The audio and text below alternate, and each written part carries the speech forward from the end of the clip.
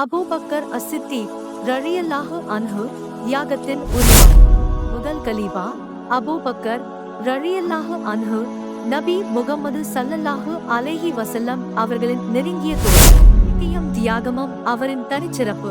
காத்திருக்க வேண்டிய பண்டைய கதை அல்ல, அது இன்றைய காலத்துக்கும் ஊக்கம் அளிக்கக்கூடியது.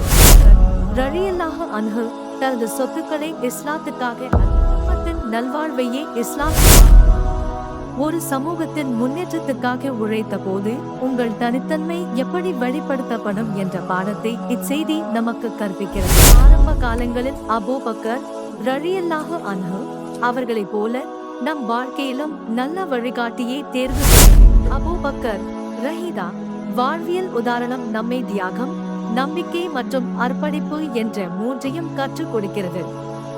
இஸ்லாத்தின் வளர்ச்சிக்காக அக்கறையை ஈர்க்கும் அவரது தியாகங்களை உங்கள் வாழ்க்கையில் எடுத்துக்கொள்ளுங்கள். செய்ய வழியாய் உங்கள் வாழ்க்கைக்கு முன்னேற்றம் தேவைதான். ஈர்க்கும் நபரின் வழியை பின்பற்றி உங்கள் சமூகத்திற்கும் இஸ்லாத்திற்கும் சேவை செய்து அன்ஹு வாழ்நாள் தியாகத்தை உங்களின் காதலனைத்து நாளைய உங்களுக்கு வலிமையான மாற்றத்தை உருவாக்குங்கள்.